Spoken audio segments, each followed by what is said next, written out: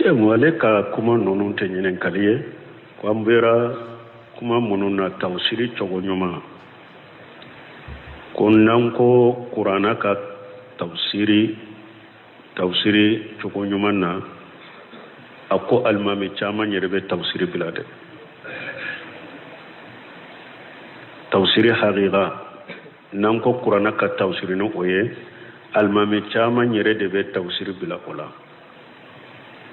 o abo chogola parce que tawsiri folo tawsir le Qur'an bil Qur'an tawsiri chogo nyuma folo doni kibaw yella halanani defo tawsiri chogo la folo chogo fole munye ka Qur'ana aya tawsir Qur'an bil Qur'an bunga siri ka tawsiri afambabu o chogo de la na aya fo ni aya werebe Qur'ana kono mimbe aya in tawsiri ka jeya abode aya sama folo o ye tawsir Qur'an bil Qur'an kitabu min dilala nin kama adwaul bayan limam al-lamin shinkiti alaya nin dilala nin deka adwaul bayan be nin deka tawsir Qur'an bil Qur'an tawsiri chogo nyuma folo tawsiri chogo min kanyina beye o yenninde ka Qur'ana yere aya doke ka aya do tafsir no boraye tawsir Qur'an bi sunnati rasulillah sallallahu alaihi wasallam ka Qur'ana tafsir ni kiden ka sunna bun kasiri na aya fo ni aya wure ba min ba tawsira bo fo na bora ola abe kiden ka hadisanati bun kasiri ka tawsir be ko chogo de lakata ومثاليات دوفله للذين أحسنوا الحسنى وزيادة سورة يونس كنو الله كن مغمنو نيمان كي نيمان ديبه أو يلاغر مانا أرجانا بأو يلاغر وزيادة كيدن زيادة إن توسيري النجر إلى وجه الله النجر إلى الله كالا يلي حديثة ديو غاية توسيري jiyada ciden ko ala yeli de mu'minu be ala ye arjanna ko ani wa aidu lahum masatatu min quwwati wa min ribati al-khayl ciden ye masatatu min quwwa ya tawsir ala innal quwwata rami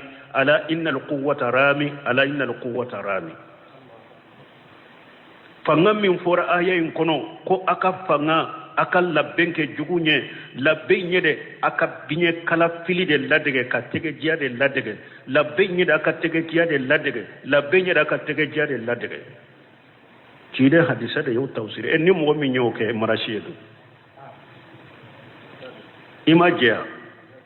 wa idula ma sa min kuwati ko marashi ka to ke marashi delilai kide nyere hadisa ayen nin tawsir ala innal quwwata rami donc doni ke ko kuwa min fule ni nye ka yire labbe jugu nye ni kele mina usaniye ani ka antrema ka kele ladege marafa ci togo bombu ci togo mikku boli togo kulu ladege kuwa nye ode aka kele togo kala ka kele mina usa kele mina ngirimaw aka labbe ka so nyino min ribati la ghayr abaya nyere kono donc ni nye tawsiri chogo ya fulana tawsiri chogo ya sabana aya minima aya wure soro mimba tawsiri kiden ka hadisate mimba tawsiri sebo ka kuma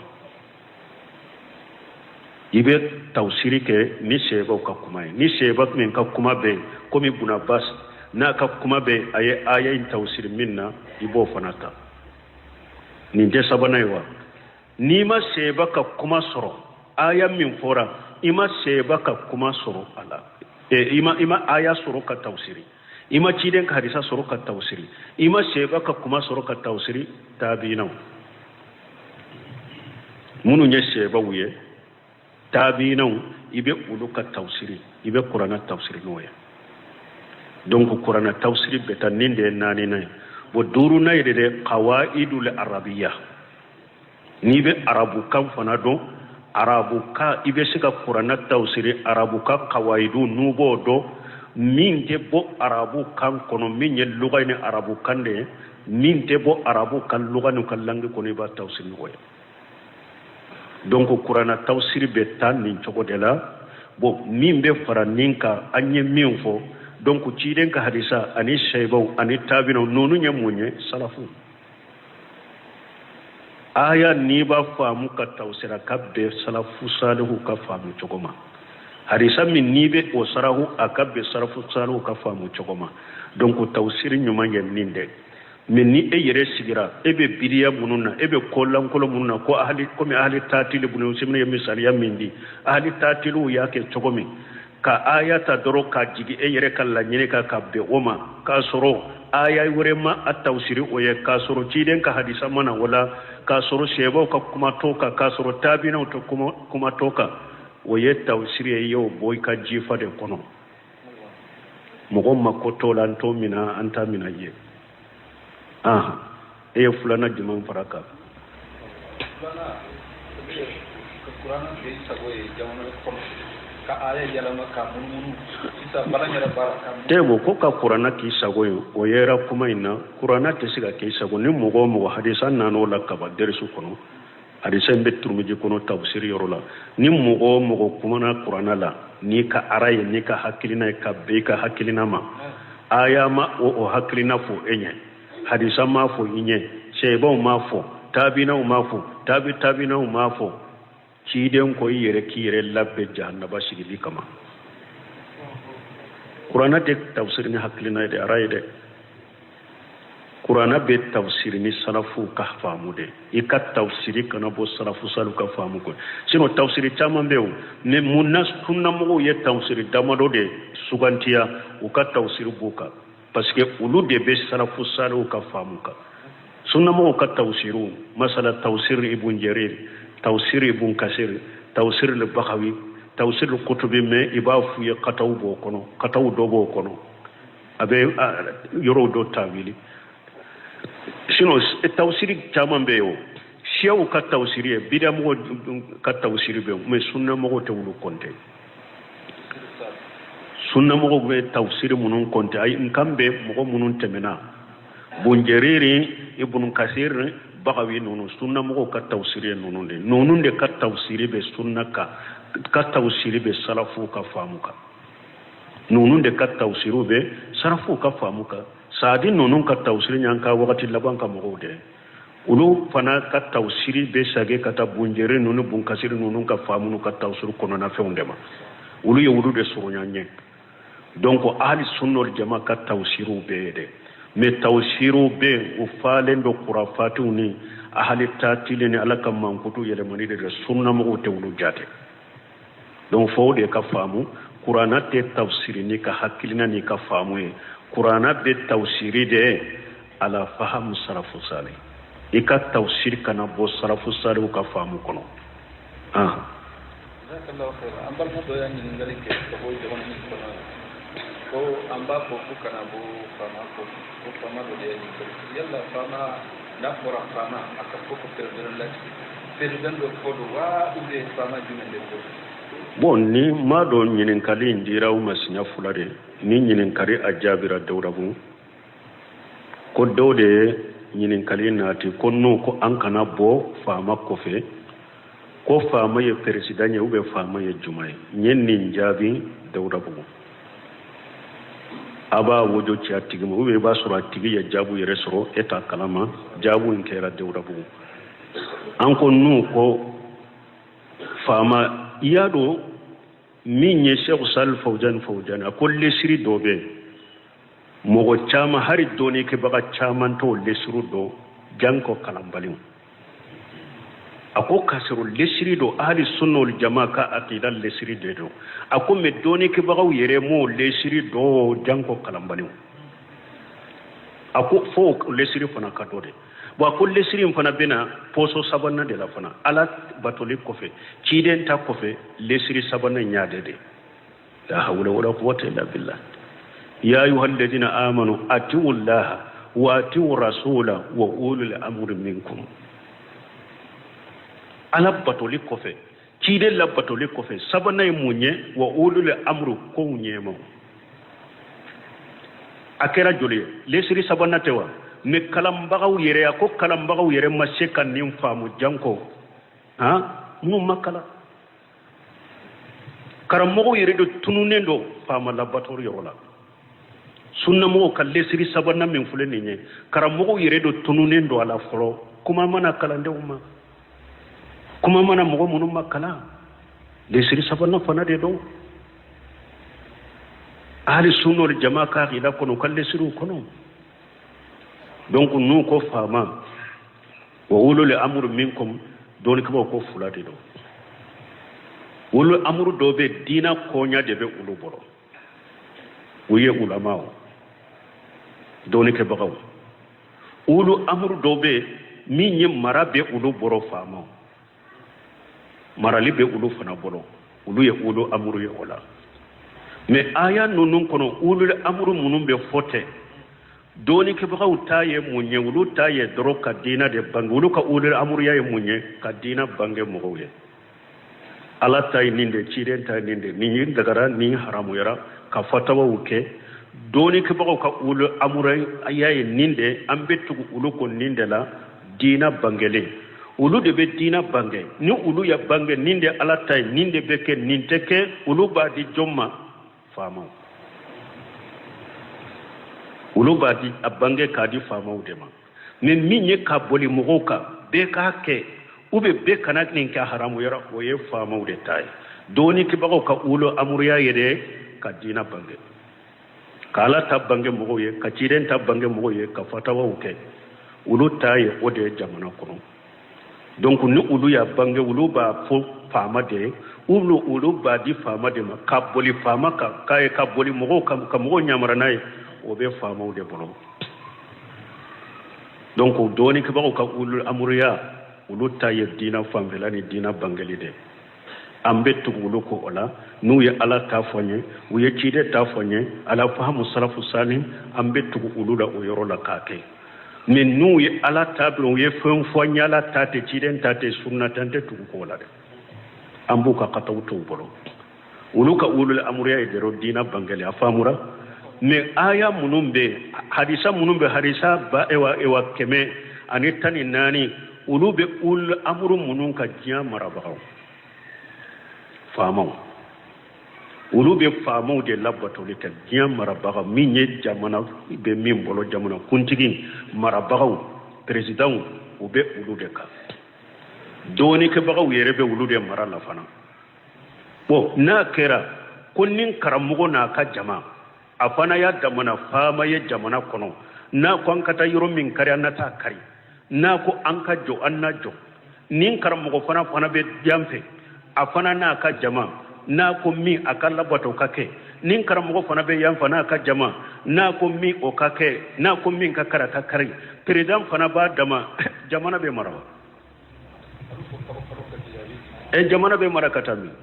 fama joli jamana kelena donc uli amuri fama ude do president unde do aya munumbe hadisa munumbe na donc nu ko katugu e famaw ko aqida ahli sunna wal jamaa wa yede munu ni jamana maraba buru ni president ndo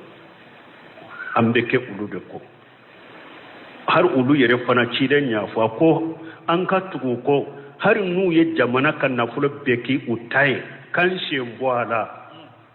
ako telman ke ni sarati dobe o madda fa an ka to ko nu ya nyamre min nan ku kan kana murtu kama wa injaru wa jalabu ujengena chogo chogo yetto nyalike chogo wa asaratu alayhim uya na fulu jaman na fulu ku kelenta ye chogo wa indaraba jaharaka wa qaja malaka uyi bogi kola chogo kikan na fulu minila chogo to ko kana murtu kama de aye sabali uko fo kata wakati juma hatta taliqawuni ala hawdi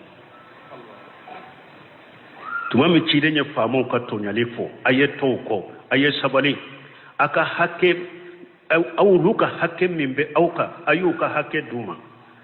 awka hakke mimbe uluka numa di aka tanyine alafi ata sabali uko fo kata wakati juma hatta taliqawuni ala hawdi fo laghara aye sabali fo laghara odo fama sarati min be nambe bo fama contrôle ka ge ka boy ube kata boy sarati duru de nyofo no madda fa fama la jengena chogo chogo to yeli ke chogo chogo ay jenya ke chogo chogo ay ayre ye goro jigene ke chogo chogo ay dolomi chogo chogo ay mugo fa chogo chogo ambe to akode ante murta kama ante jama murta kama ambe to akko na ya nyamari minni ambake na ya bila kutamina domi ante kutaindeke me ante kutainke me akorte fana anka wuda kama de masala sai sal fawjan ko yawa misalake ni fama ko beka bombo sidi na ko beki ka bombo sidi an tanka bombo sidi de me ante murti ante wuda kama ko ambakele ante kutaindeke na ko mo shikana ta salli misri la kana jama sallike darura shi fana te an tanka jama salli to de me ante wuda kama ka murta kama ante ala kutaindeke ante ala soso indeke me ante murta kama en ko maliki bugora jojo murti fama della ka maliki bugo fo do ba fo ko fo kama fula bora aye jom murta kama ako jonka marashike Abu Hanifa fama ya della ka do kasula adondo kasula gardien be dala ako Abu Hanifa ma ayat inin kam masaila dola ko fama ko ale kote Abu Hanifa ko ni amirul mu'minin da yi bilala ake kasoro abe o amirul mu'minin da ka gardien bolo ko akata datu me gardien min be dala ya Abu Hanifa nin kam masaila ko ni amirul mu'minin da de koy ka ake atatu kasula fama ya bali kwa kana fatawa kede Abu Hanifa ana adem muso na denkebe ukaso kono dem muso ko ma konfa ko ne sunna de nyimbora joli bora nyina ka sumbe chinyama iwa koy bali make nyina ka ki jaba fama ko ne kana nyina ka jabi Abu Hanifa Ahmad ibn Hanbali aleni min tumbe nyogona mamunu ako qur'ana de yeddanfe ambora qur'ana ko minna mamunu ko qur'ana danfe de ko la ka kumate amara ko qur'ana ya alaka kumate danfe de ay ahmada do kasola ube mugo bila ube ahmada bugo ka far korobe ke joliye katike uba siri fali bala aba fufufu abe kiri uba foni ka dalento kala ndum bena jibo ka na bora yere kala mo beta do kasola abe no jelgo ka shenna bolowula kasiri aye doni ke baka munumbe ko me ahmara nyogona nu ko qur'ana ko ala ka kuma de damfeta yu do faga ayu faga ye doni ke baka chaman de faga jamana na ahmara bun hanbali ma a ko nim masake eske tanya marani ko doye an katanin kamawa min ko qur'ana ye damfe de ala ka kuma te e fulet ni la jaba ni la jarabi ni bugolila ito nyogo fagara ako addimau amara ko ako silama joli boli tabbe min fulen ni nye ka bo fama kontrol ka murta kama te sunna kuna kanake ona tabe mamuna ni ahmada be kuma te kuma na to da bafu amirul mu'minina abafu amirul mu'minina ta fo na to de abafu amirul mu'minina ahmada maso ka mamuno kafiriya yere sino ye kuma min fo kafiriya kuma me ko mamunu ya ahli tawili de ko doni ke baka jugu de ni hakilna do kunna ahmada maso ka kafiriya awon fule kan nunun kafiriya bila dalil wala burhan ko be ake ka kiriti gani loy buna basu ko ka kiriti gani loy kufuru duna kufuri kiriti ge beni loy kiriti ge la beni loy wotike kafiriya ko ka kiriti gani loy a chogo do de bi kafiriya chogo do be te kafiriya ko ko ashaq albani do laka kutuba kala na do ay kutuba kala man lam yakub bima jala fa ulaikum kafiruna kafo ajigne Sheikh Albani tarafu ko jazakallahu khairan akwai ya kuma min fo kafu ni ma pentige ni ma kiriti na laka jigife ya kafiriye iya fo kanye ala kisra mi alimami yere ma ala kiriti na laka jigife ne da aya sura alimami yere min yakutu bakala ani aka na ka karabetu de do bombo shi dile pantalon be sem fraka ako alimami yere makiri tigana la ka jigi fenyede yi bombo si dilendo e ka finu bonen busi en kay ro temelendo mais e yere ala ye min jige de makiri tigno yere na ya soro ko ala ye min jige ni makiri tigna ye kafiri silama min beto jian ko na ka dogo de ni e ye galon tigala ye janfanti e ye kiri tigna la ka jige fe nyola ebe jene yake ebe dolomi e ye aywa kiri tigna la ka jige fe nyola na ya soro ko ni ima kiri tigene ala ka jigi fentana ni ye kiri tigene kera kafiri ni nimbe kafiri mo silama beto jian ko no e ma ye aya inna illa hala sabadela anana la hala sabala fudeya ومن لم يحكم بما انزل فاولئك هم الفاسقون ومن لم يحكم بما انزل فاولئك هم الظالمون ومن لم يحكم بما انزل فاولئك هم الكافرون ان قلت توسير تشوغو دي بولا aw beta kelenta doro ko fo ko ala ko ni mo mi makiri tigani fenya lay min jige kafiri nonu nya kafiru de ya subhanallah khawariji jogo yere de fule ni nyefolo aya janto yere la ka yere ko si jamuna kono de ni nye kaida ni nye lesiri me nya kanka kala kanye do de akanka kala kanye do donc ahmad ibn hanbal nunu kera ni jogo de la ini faamon kera ni jogo de la awon ko mogote sariya sanfɛ mogo dobo awon bolo jamana kono ni hari fama ye wulu wele doro konna biro la doro juju ko haju bila mako bila kinyini ka jamana bebe bo kalama o ya wele tribunal ya wele aw de ba fo ko mogote sariya sanfɛ ete se ka wele aw ba fo ko juju katile aw ba fo ko fama katile aw ba fo ko kirite jamana kono yere te se ka wele yere ka nyini ka foro nin kuma nunu be ɲɔgɔn tawa yere te se ka wele yere juju ki nyini ka dala kan na yere foro aw ko famo tilelente aw ko juju tilelente aw ko kirite jamana kono aw tumuro te sariya sanfɛ yere te se ka wele alaka dina famu dama donc fama koni yede munu nya marali kera wulu de fama doni ke bagaw aw ka wul amuru ya ye dina bangeli de ka dina bange mboye kala ta bange ka cide ta bange ambe tugo aw ko ode law ka wul amuru ya ye ode ne minye jinya mara fama ko aya uni hadisa wala nyini be marali kera wudela doni ke ba yere mara fende nya misali ya fo do amaru anu umar ibn khattab abubakar tilela doni ke ba tuntia kurana kalamba ko tuntia umar len tumbe jonna ay abubakar tilela folo kalamba ko tuntia ba fuqa haw tuntia ba me jon tumbu umar abubakar sidiqi umar tilela wo chola ko umar tilela ammar ibn yasir do ya nyininka ko ni mugo min ni janaba bila ko ima jisro ube mugo mi yoro jogira ete se kam magajila amaru ko ikata ya mamuke harisa min nana ni na harisa tum mashi umaru ma do tara ni fo umaru tile ko amaru ko ni mugo min jogira ko ite se kam magajila ko ikap e watta ya mamuke kasale umaru ko amaru yen ni fa ya mamu yen ni memi aw ko nyen ni me amaru de la umaru ko ne madale kan ni hadisa min ayata amaru wele kana amaru nana umaru ya nyininka ako umaru nyina na dia neni mata tama dola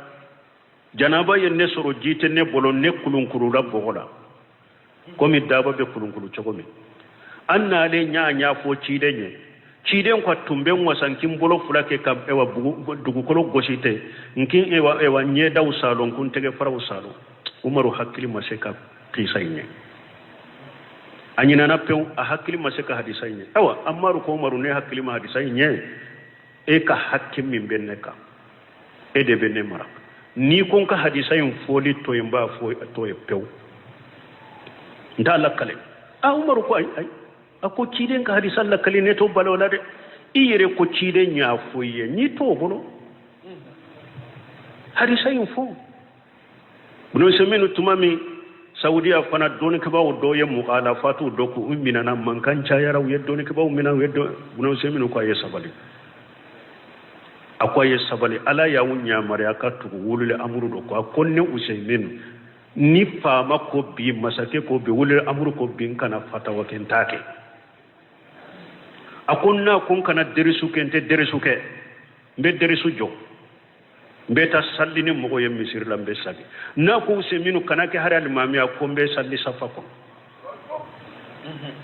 mbe bokko fe mbe jo safa la ka salli ni salli bana mbe bonga beta kaso kono ni Cheikh Abdallah Bombaji ni fama ko aka dade kana fatawa ke ate fatawa ke mogo woro be fatawa ke man kambe mi akuni eni doni min kaka eni doni min charli kaka ni fama min be na ko dade ebi dade ni mogo woro be e nola kaba ba fo ya banne ni mogo woro ta junuba de ka fente kala ara kuma be mi eska ni sima tarfale be ya ni don nan ka don ka ba bolo ya janko kalambale eska nunun don nan ka karamo yere boro foro sado kalambale ube dilo min na dere fama munun foran ka fama nunun te fama munun foran ka fama munun te mumbu boyita fo kide tumami ako ewa huje fota bunu yamani ma ako ewa hera do bino fi daganu o hera duru lendo hera nyagam lendo o ko oye tumai ako qaumun yahaduna bighairi hadi wa yatasannuna bighairi sunnati turafu minhum otunkiru na tudo la ciden ko nyema mu bena ne kofe ube kanda ni kanda sira ube ta sira ta tabolo bu bulon ka tabolo ton ka kanda sira ute sunna bu bulon ka sunna ute ubu ko doke abu ludo della bola ubu ko doke della sitola ate uludo yere dina ko ate uludo yere e ko be temen ninka o hadisa kele labana ewa huje fata ko cide e fule kan nim fama sugu munun fo donc ni ne yu nyogo soro wakati la mbe munke ako itil amira wa indaraba jahrakan wa ga jamalaka ako tugu masake ko de hari anna yi gosi ko de la ki kan na fulo minila to ako ko be temen nununka fama ko la harbi kunni fama ute nim fama ute hadisa ire nana be nana fama tonya likela ude ka e fama tilele kuma bo tala kuma be fama jengele unde fama tonya likela unde fama munu be jamana na fulon tarake ka beki tayde kuma bo ulu yere de kamene ka to ulu de ko ibe bo uko wakati juma sarati duru sarati folo oye munye illa an tarawu kufran bawaha wa indakum min allahi burhan an tarawu sarati fule munyaka yelike afori nyente de afori nye fama e kafiri de nyame fama e kafiri de otede an tarawu ayere nyaka ye aka munye fashiriyawa ay kufran ayere nyaka kafiriya ye masakela ninte fulay fashiriya tede ayere nyaka kafiriya ye masakela fulatia sabana bawaha kafiriya nyagambilen tede kafiriya minni doni ke bawu ye nyogon so sala do ko ni fo ye kafire do ko te kafire do ko ni ke ye kafire do ko te kafire o tede bawaha kafiriya bangale dibite kafiriya minna ninte sabaya nani na kafir bangale ndron fanate wasare wa indakum min allahi burhan dalila sahalim baw bolo qur'ana dalila baw bolo ciden ka hadisa la konni nya kafiriyade nin ten nani be dafara silamiya ka qaida do bena fattaqullaha masatatu alisitaatu o bena wo silamiya ka qaida bere bade nin nani dafara famala duruna jumaye akasoro shebe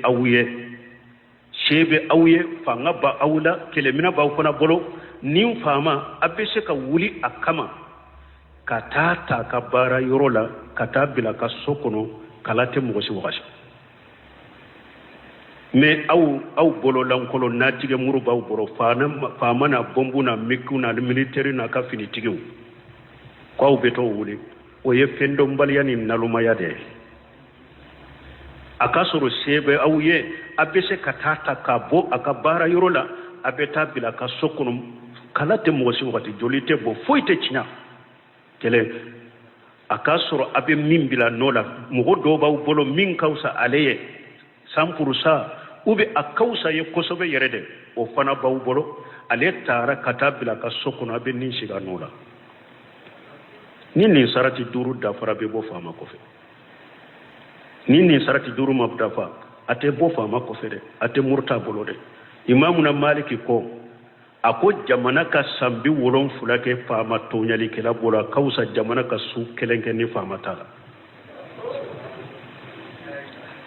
imamuna maliki rahimahullah ni salafu salih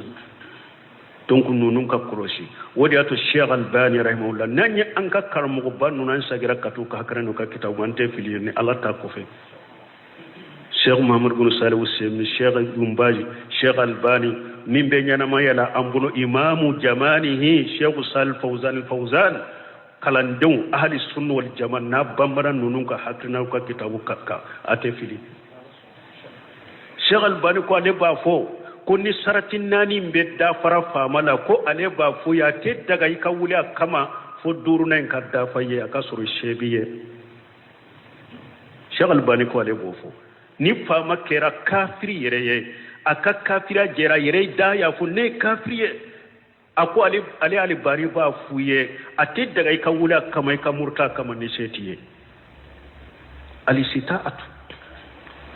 donc mbalumo ambe min fo ka fo karasa te famaye karasa hadisa unana fama min kamu kanto min nin fama ma o ye fama minye nin sarati duru da fara fama min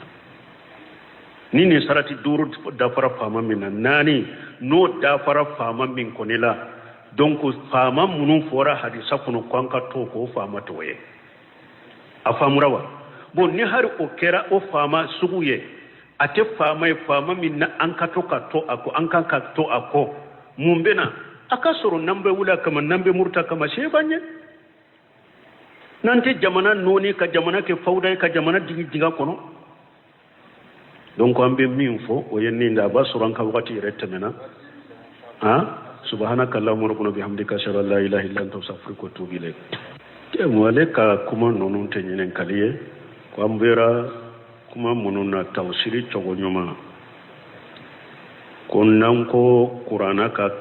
tawsiri chogo nyuma na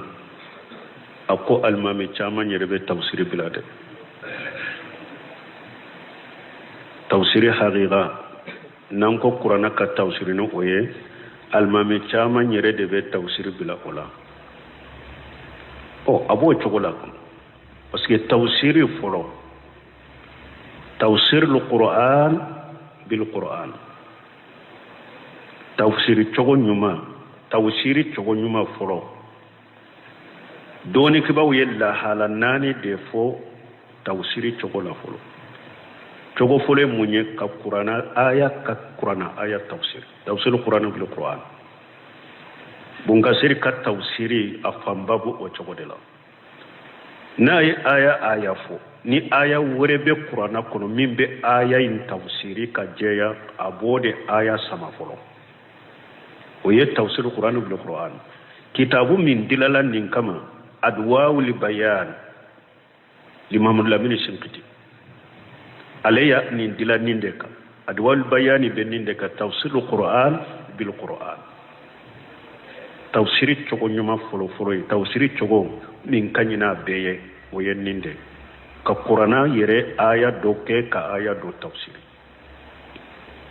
no boraye tafsir al-qur'an bi sunnati rasulillah sallallahu alaihi wasallam ka qur'ana tafsirini kiden ka sunnay bun kasiri na aya fo ni aya wure ba min ba tafsira bo fo na bora ola abe kiden ka hadisanati bun kasiri ka tafsir be o chogode lakata ومثاليات دوفله للذين أحسنوا الحسنى وزيادة سورة يونس كنو الله كن مغمنو نيمان كي نيمان دي بي أو يلا غرا مانا أرجانا بي أو يلا غرا وزيادة كيدن زيادة توسير النظر إلى وجه الله النظر إلى الله كالاي على يلي حديثة ديو آيات توسيري jiyada ciden ko ala yeli de mu'minu be ala ye arjanna ko ani wa aidu lahum masatatu min quwwati wa min ribati al-khayl cidenye masatatu min quwwa ya tawsir ala innal quwwata rami ala innal quwwata rami ala innal quwwata rami fanga min fora aya in kono ko aka fanga aka labbenke jugunye labbenye de aka binye kala fili de ladege ka tege jiya de ladege labbenye de aka tege jiya de ladege labbenye de aka tege jiya de ladege kide hadisa de yow tawsir en ni mo mi nyoke marashidu imajiya way dulaw masasa min quwwati kum marashi kataw ke marashi delilai kide nyere hadisa ayen nin tawsir ala innal quwwata rami donc doni ke ko quwwa min fulani nye ka yere labbe jugu munye ni kele mina usaniye ani ka entraînement ka kele ladege marafaw ci togo bombu ci togo mitu boli togo kulu ladege quwwa nye ode aka kele togo kala ka kele mina usa kele mina ngirimaw aka labbe ka sowu nyino o mini ribati la ghayb abi aya nyere kono donc ni nye tawsiri togo ya fulana tawsiri togo ya sabana